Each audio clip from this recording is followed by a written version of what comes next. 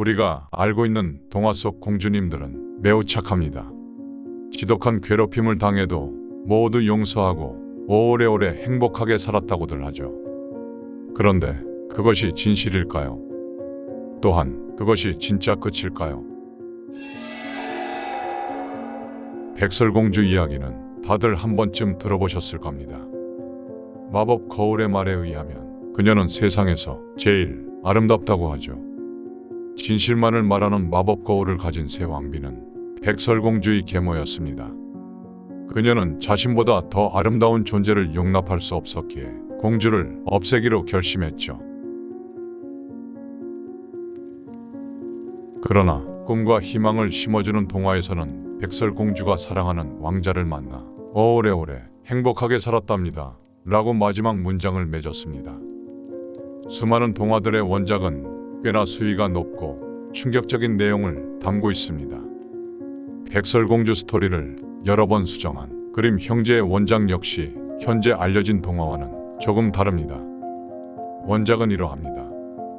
백설공주의 생모인 왕비는 검은 머리카락에 눈처럼 하얀 피부, 북뒤 붉은 입술을 가진 아이를 갖고 싶어 했습니다. 그리고 그녀의 소망은 이루어졌죠. 하지만 백설공주를 낳은 왕비는 안타깝게도 곧 숨을 거두고 맙니다.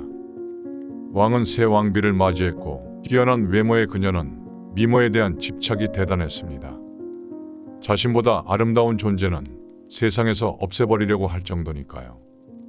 진실만을 말한다는 마법 거울은 항상 왕비가 제일 아름답다고 대답했습니다. 백설공주가 왕비의 미모를 뛰어넘기 전까진 말이죠. 거울아, 거울아, 세상에서 누가 제일 예쁘지?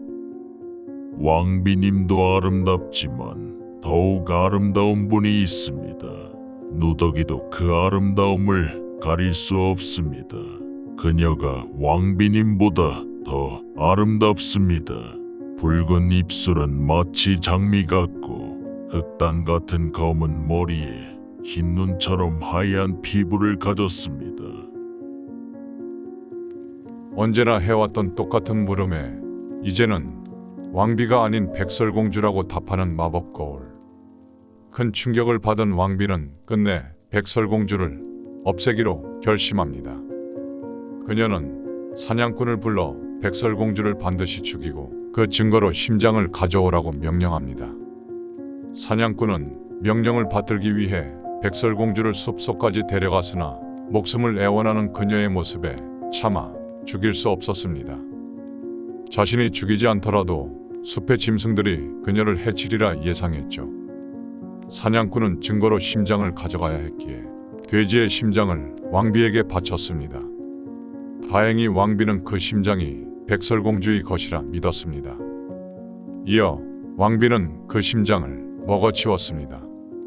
한편 숲속에 홀로 남겨진 백설공주는 공포에 떨었습니다. 그곳에서 벗어나고자 힘껏 달리던 그녀는 어떤 작은 집에 다다랐습니다. 안에는 작은 7개의 식기와 침대가 놓여 있었죠. 허기가 진 백설공주는 테이블 위에 음식을 먹은 뒤 고단함을 이기지 못하고 잠이 들었습니다. 밤이 깊어지자 작은 집에 살고 있던 7명의 난쟁이들이 돌아왔습니다. 그들은 무언가 변화가 생겼다는 것을 알아챘고 이내 잠든 백설공주를 발견했습니다. 깜짝 놀랐으나 그녀의 모습이 너무나도 아름다워 깨우지 않았죠. 다음날 아침 난쟁이들을 본 백설공주는 두려워했습니다. 그러나 그들의 친근한 태도에 마음을 열고 자신이 어떻게 이곳까지 오게 되었는지 상황을 말해 주었습니다.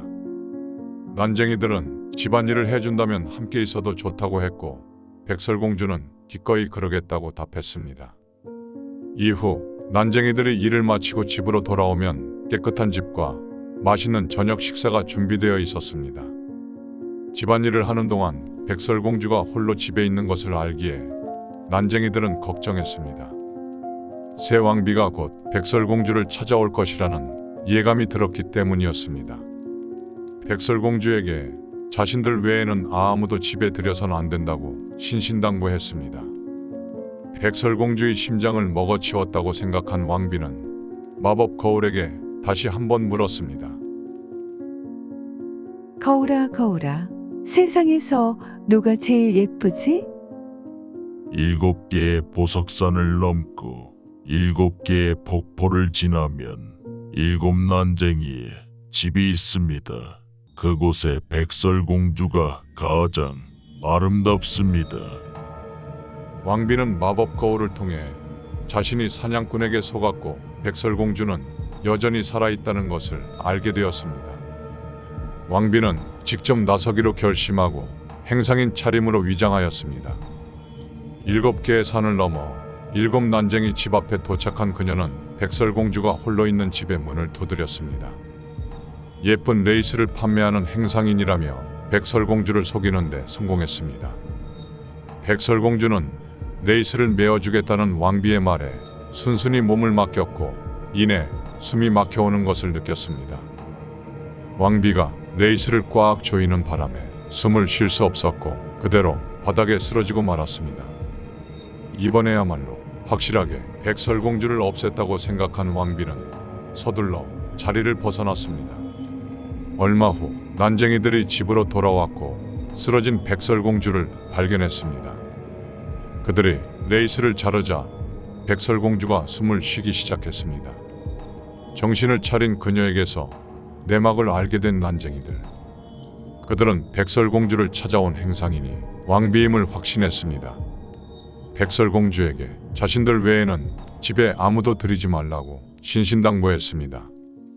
백설공주를 쓰러뜨리고 돌아온 왕비는 마법 거울에게 다시 물었습니다. 거울아, 거울아, 세상에서 누가 제일 예쁘지? 왕비의 예상과는 달리 마법 거울은 여전히 백설공주라고 대답했습니다. 자신의 계획이 실패했다는 것을 깨달은 왕비는 잠시 분노하였으나 이내 새로운 계획을 세웠습니다. 이번에는 독이 묻은 머리빗을 들고 늙은 여인으로 변장하여 다시 7난쟁이의 집으로 향했습니다. 백설공주가 홀로 있는 집 문을 두드린 왕비. 좋은 물건을 팔고 있다며 백설공주를 꿰어내려고 했으나 그녀도 이번에는 쉽게 문을 열어주지 않았습니다. 왕비는 독이 묻은 빗을 꺼내 들어보이며 말했습니다. 구경만 해도 괜찮아요. 빗질 한 번에 당신의 머리는 완벽하게 빗겨질 거예요. 백설공주는 결국 왕비의 꼬임에 넘어가고 말았습니다. 독이 묻은 빗으로 머리를 빗은 그녀는 의식을 잃고 쓰러졌습니다. 왕비는 이번에야말로 계획에 성공했다고 확신하고 떠났습니다. 일을 마치고 집으로 돌아온 난쟁이들은 또다시 쓰러진 모습의 백설공주를 마주하게 되었습니다. 그들은 바로 왕비의 지심을 눈치챘고 백설공주의 머리에서 빗을 빼내었습니다. 그러자 백설공주가 깨어났습니다. 난쟁이들은 백설공주에게 다시 한 번 더 왕비를 조심하라고 경고했습니다. 이제는 절대로 집에 누구도 들여서는 안 된다고 말했습니다.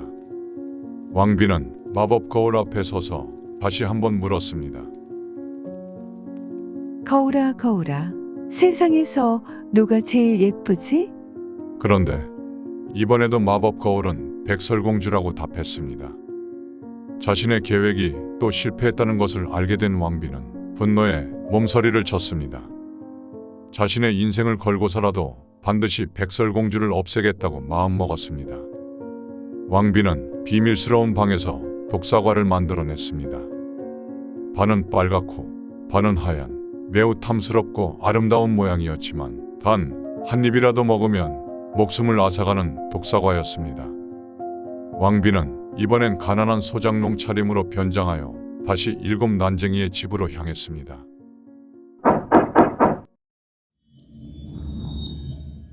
왕비가 문을 두드리자 백설공주는 창문 너머로 절대 아무도 들일 수 없다는 의사를 전했습니다.